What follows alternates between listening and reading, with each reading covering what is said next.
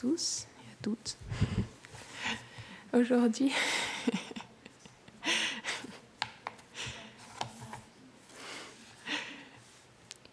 nous allons continuer notre lecture du Śrīmad Bhagavatam.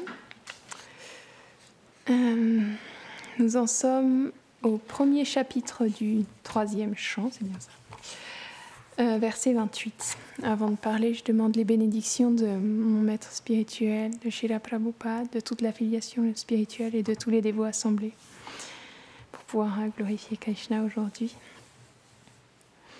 Om Namo Bhagavate Vasudevaya.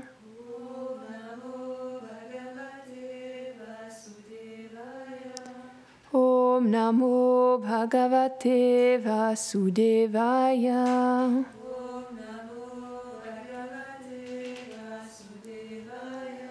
Om Namo Bhagavate Vasudevaya.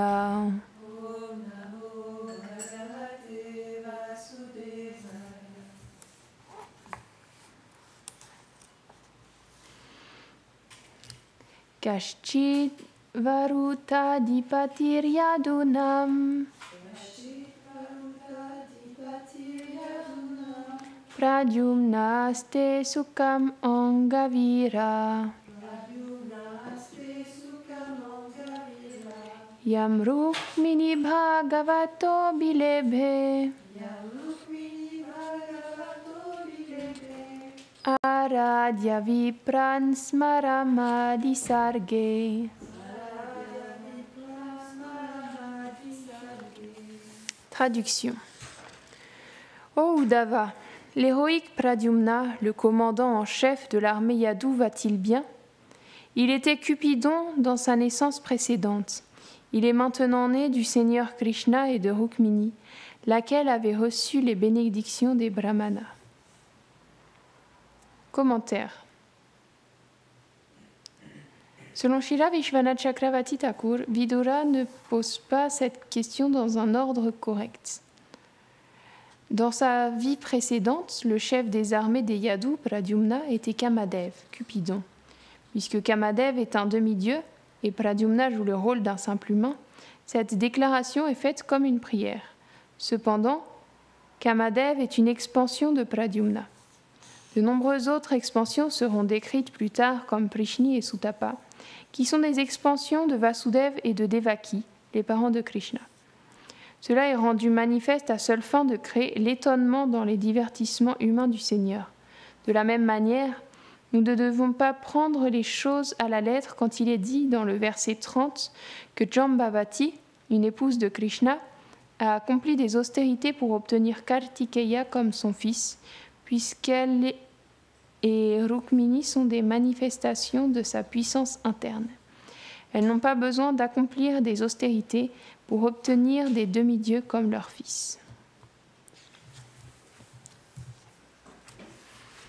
Om Agyanatimirandasya Gyananjana Sharakaya Shakshurun Miritam Yena Taismai Shri Gurave Namaha Shri Chaitanya Manobishtam Stapitam Yena Bhutale Svayam Rupa Karamaryam Dadati Svaparantikam He Krishna Karuna Sindhu Dinadmando Jagatpate Gopesha Gopika Konta Radha Konta Namostute Tapta Kanchana Gorangi Radhe Vrindavaneshwari Rishabhanu Sutedevi Pranamami Hari Priye Jai Shri Krishna Chaitanya Prabhu Nityananda Shri Advaita Gadadhara Shri Vasadi Gaura Bhaktavrinda Hare Krishna Krishna Krishna Hare Hare Hare Rama Rama Rama Hare Hare Vrindaye Tulasi Devyaye Priyaye Keshavasyacha Krishna Bhakti Pradedevi Satyavatye Namo Namaha Jai Namo Vishnu Vanchakalpatarubhyascha Kripa Sindhubhya Evacha Patitanam Pavanebhyo Vaishnavebhyo Namo Namaha Namo Vishnu Padaya Krishna Prashtaya Bhutare Shrimate Bhaktivedanta Swaminiti Namine Namaste Sarasvate Devi Gauravani Pracharine Nirvishesha Shunyavadi Paschatya Shatarine.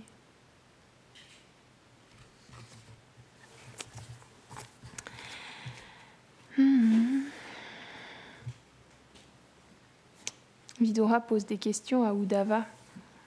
Et Uddhava est dans un état totalement dévasté parce que Krishna il vient de retirer ses divertissements manifestés sur cette terre.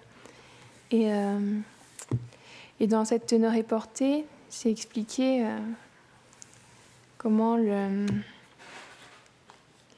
Pradyumna, il était Kamadev. Mais en même temps, Kamadev, c'était une expansion. C'est une expansion de Pradyumna. En fait, c'est un peu particulier parce que lorsque les Devas ils viennent accompagner le Seigneur suprême dans ses divertissements, ils viennent et ils se fondent dans ses associés. Et lorsque Krishna il retire ses divertissements à la fin de ses divertissements manifestés, eh bien, c'est les Devas qui s'en vont, mais les associés du Seigneur, ils se divertissent éternellement avec le Seigneur suprême. Et on peut voir que de cette manière-là, Kamadev, il est venu dans l'associé du Seigneur qui est Pradyumna, qui est le fils de Rukmini, c'est ça, oui. Donc, j'avais raconté il n'y a pas si longtemps que ça comment le Pradyumna, il était, lorsqu'il était tout petit, il s'était fait... il y a le démon qui savait, qui était l'ennemi de Pradyumna, et il avait fait en sorte qu'il s'enlevait, il s'était retrouvé dans un poisson, et il y a toute une histoire comme ça, je ne sais plus, ça fait un moment que je l'ai raconté. Mais à la fin, finalement, il avait été enlevé quand il était tout nourrisson, un nourrisson, et finalement, il avait, après de nombreuses aventures, il s'était retrouvé dans le palais de ce démon, et il y avait son épouse éternelle aussi qui était là, et qui était engagée comme une cuisinière de ce démon-là, de cet asura. Et elle l'avait trouvé à l'intérieur du ventre du poisson parce qu'il avait été... il était jeté dans la mer, et il y avait un poisson qui l'avait avalé. Elle avait trouvé ce bébé et elle a immédiatement reconnu son époux en fait.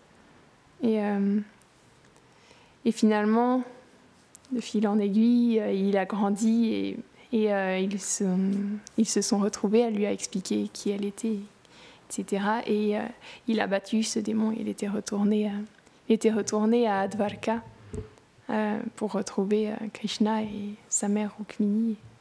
Et au départ, quand il était arrivé, il est tellement beau et il ressemble énormément à Krishna. Et toutes les reines, elles croyaient au départ que c'était Krishna, et finalement, elles ont reconnu que c'était pas lui, mais que c'était Pradyumna, le fils de Krishna. Et donc Krishna, comme ça, il manifeste ses divertissements, et les Devas, ils viennent comme le servir à travers ses associés de cette manière-là. Et quand Krishna il désire retirer ses divertissements, ce qui se passe, c'est que ce qu'on voit qui semble être détruit, c'est lorsque les Devas ils repartent, mais les associés du Seigneur ils sont toujours manifestés. Et de cette manière-là, quand Krishna il a eu fini d'accomplir sa mission sur Terre, de faire en sorte que toutes les personnes, les rois démoniaques, ils soient détruits, il a fait en sorte qu'ils se détruisent entre eux avec la grande guerre de Kurukshetra. Il a fait naître, il y a toute une animosité qui s'est manifestée entre ces rois, et il y a tous ces rois qui étaient comme un fardeau sur la terre, qui ont été détruits par cette grande bataille de Kurukshetra, et il y a des démons aussi qui ont été directement tués par Krishna. Et finalement, quand il a eu accompli sa mission sur terre, il ne l'avait pas tout à fait accompli.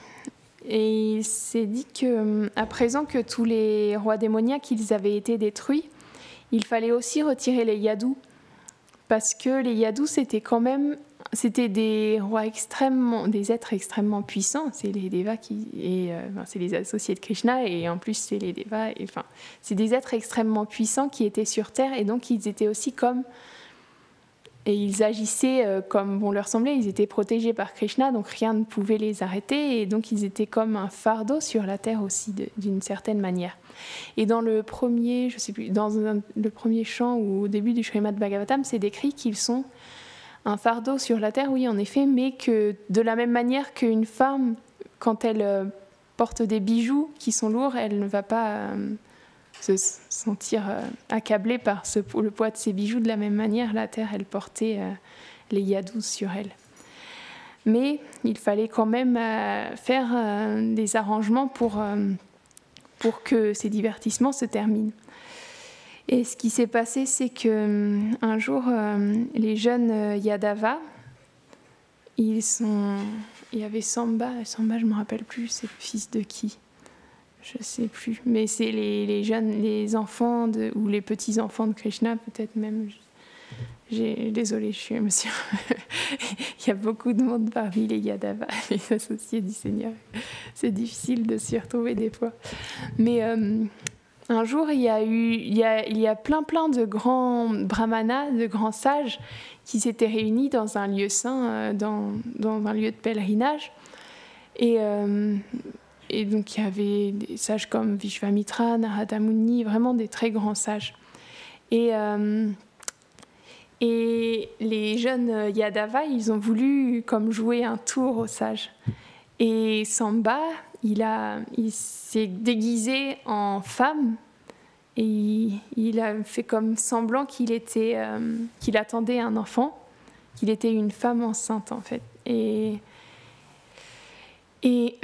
à ce moment-là, les Yadava, les jeunes Yadava, ils se sont approchés des sages. Et ils ont commencé à leur dire « Oh, grand sage !» Ils les ont glorifiés. Ils leur ont dit « Oh, regardez cette dame, elle est trop timide pour venir vous voir elle-même, mais elle aimerait savoir si vous pourriez lui dire si l'enfant qu'elle attend est une fille ou un garçon. » Sauf que les brahmanas, ils n'aiment pas forcément quand on se moque d'eux. Et donc là, ça les a vraiment mis en colère. Et ce qui s'est passé, c'est qu'ils ont maudit... les Yadava, tous les Yadava. Ils ont dit à ces jeunes Yadava, ils leur ont dit « Oh, il accouchera d'une masse de fer qui sera la ruine de tous les Yadava. » Et alors, les jeunes Yadava, ils ont commencé à avoir peur, parce que c'est pas n'importe qui, c'était les plus grands sages de l'univers qui prononcent comme ça une malédiction. Et les Yadava, ils ont tous beaucoup de respect et de déférence pour les sages habituellement, mais là, bon, par les arrangements du Seigneur, ils ont voulu jouer un tour et c'est comme ça que ça s'est passé, mais ils ont vraiment pris peur. Et ils ont découvert le ventre de Samba et ils ont vu qu'il y avait une masse de fer en effet. Et ils ont pris cette masse et ils sont retournés... chez les Yadus, à Dwarka, pour informer. Ils sont allés dans la salle d'assemblée pour dire ce qui s'était passé. Et à ce moment-là, il n'y avait pas Krishna. Il y avait le roi Ugrasen. Et ils ont, de la même manière, quand ils ont entendu cette histoire, ils ont commencé à avoir vraiment peur, parce que les brahmanas avaient maudit tous les Yadavas de connaître dans leur perte, en fait. Parce que... à cause de cette masse de fer. Alors, Ugrasen, ce qu'il a fait, c'est qu'ils n'ont pas prévenu Krishna, mais il a fait réduire cette masse en poudre, en limaille de fer. Il l'a jetée dans l'océan. Et il restait un morceau aussi, un petit morceau de fer qui n'avait pas été réduit en poudre, et il l'a jeté aussi dans l'eau. Ce morceau de fer, il a été avalé par un poisson. Et ce poisson, il a été pêché dans le filet d'un pêcheur, et parmi d'autres poissons, et il a été vendu à un chasseur. Ce chasseur, il a acheté ce poisson, il l'a ouvert, et à l'intérieur, il a trouvé ce morceau de métal, et il en a fait la pointe de sa flèche. Et la limaille de fer qui est tombée dans l'eau, elle a poussé comme une sorte de plante, je ne sais plus si c'est des joncs ou c'est des grandes plantes qui étaient comme des lames en fait. sur le bord de l'île de Dwarka. Et de cette manière-là, Krishna, il a commencé à manifester la fin de ses divertissements sur Terre. Et je ne vais pas vous raconter la suite parce que j'en suis pas encore là et on le connaîtra dans le prochain épisode. Même si je sais un peu, mais je préfère vous attendre de savoir un peu plus les détails pour pouvoir vous en parler. Mais de cette manière-là, Krishna, il a commencé à manifester la fin de ses divertissements. Et tous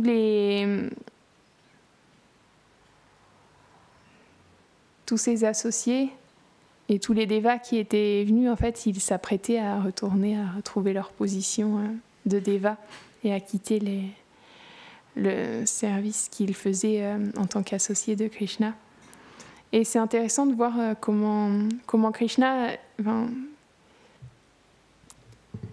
comment ça arrive que Krishna, il fait en sorte... Ou les associés de Krishna, parfois, ce sont les associés véritablement de Krishna et parfois ce sont d'autres personnes qui sont manifestées. Par exemple, là, c'est les devas qui se sont battus à la fin de ces divertissements à Dwarka pour pouvoir retourner, pour mettre fin au divertissement de Krishna. Et de la même manière, quand Sita elle a été enlevée, c'est pas vraiment Sita qui était touchée, et Sita elle n'était pas là à ce moment-là.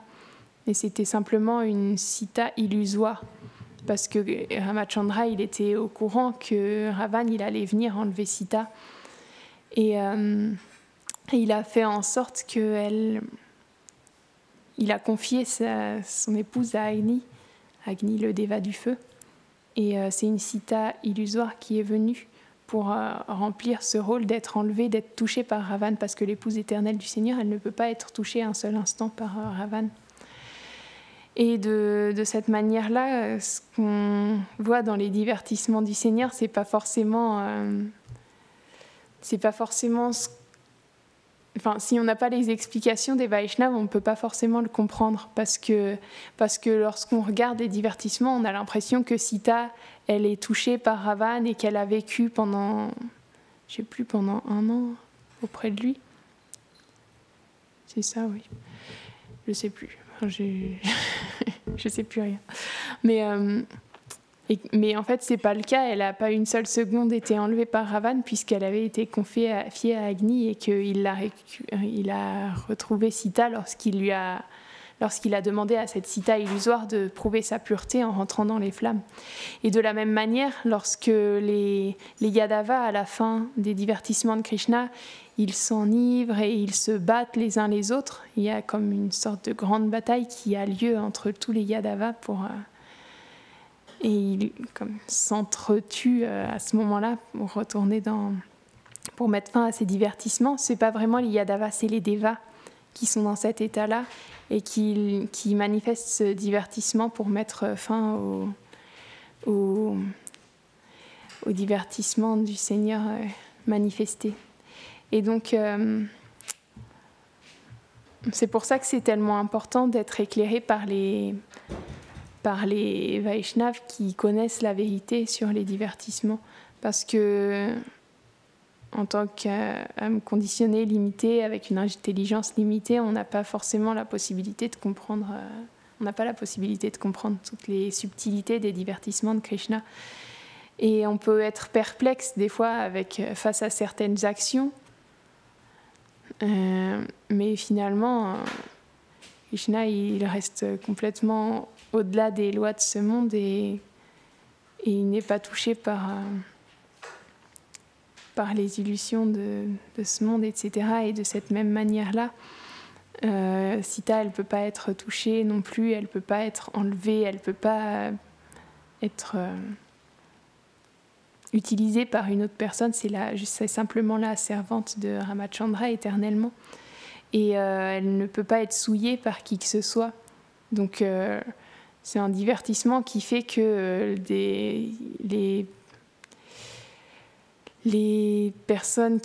certaines personnes qui résidaient à Ayodhya ont douté de sa pureté, parce que c'était comme ça que le Ramayana devait se passer, parce qu'il fallait qu'il y ait parce que c'est les divertissements du Seigneur aussi, il y a tout le temps hein, la séparation et qui vient pour, par exemple, Sita qui a vécu pendant tellement d'années loin de Ramachandra et lorsqu'elle vient, elle prie de telle manière que finalement elle le quitte immédiatement pour retourner à la terre aux côtés de Bhumi. Et donc, de cette manière-là, elle... je ne sais plus où je voulais en venir en disant ça. Je me suis perdue dans mon fil de pensée. Mais...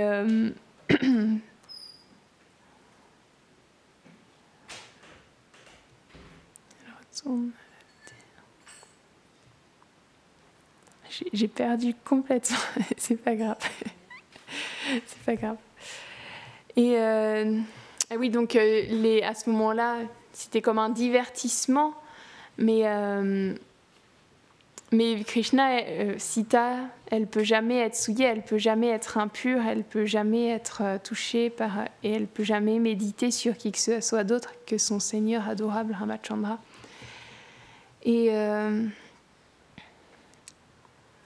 Et c'est pour ça qu'il y a toutes ces explications qui sont données par les grands Vaishnavas pour nous prouver, pour nous montrer toutes ces choses-là. Et donc, pour en revenir au verset, à ce moment-là,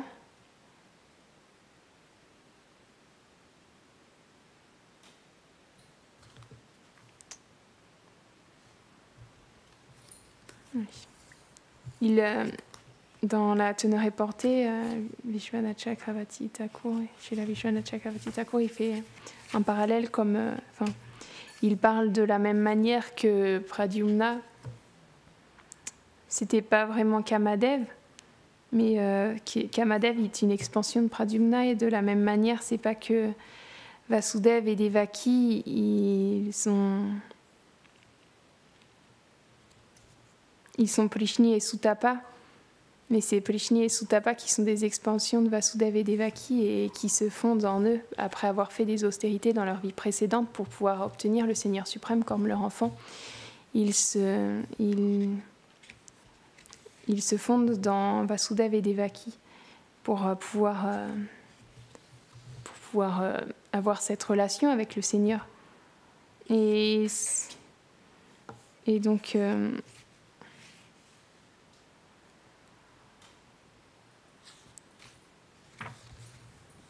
c'est intéressant parce qu'il parle aussi de Jambavati, qui est une épouse de Krishna et qui a accompli des austérités pour obtenir Kartikeya comme son fils, mais c'est pareil, elle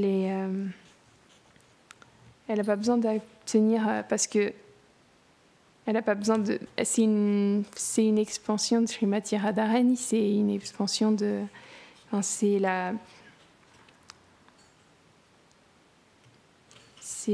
une manifestation de la puissance interne de Krishna, donc finalement elle a besoin d'accomplir aucune austérité pour atteindre ces choses-là, mais c'est simplement dans les divertissements du Seigneur, c'est manifesté de cette manière-là. Et après,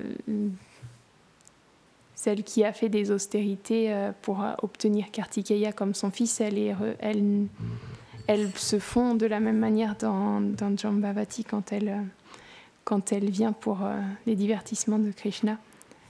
Et donc les associés éternels du Seigneur, ils sont éternellement ses associés, comme le nom l'indique. Mais ils permettent à des jivas qui sont conditionnés d'être engagés aussi à leur tour, de se libérer des chaînes de ce monde à travers l'écoute, les chants, des gloires de Krishna, de se libérer des chaînes de ce monde et de venir aussi participer à ce service de Krishna. Et il nous engage à travers toute la succession disciplique, à travers tous les Vaishnavas, à servir nous aussi Krishna, à les servir et à les aider dans leur service à Krishna. Et donc, je vais m'arrêter ici. Shrimad Bhagavatam ki jai.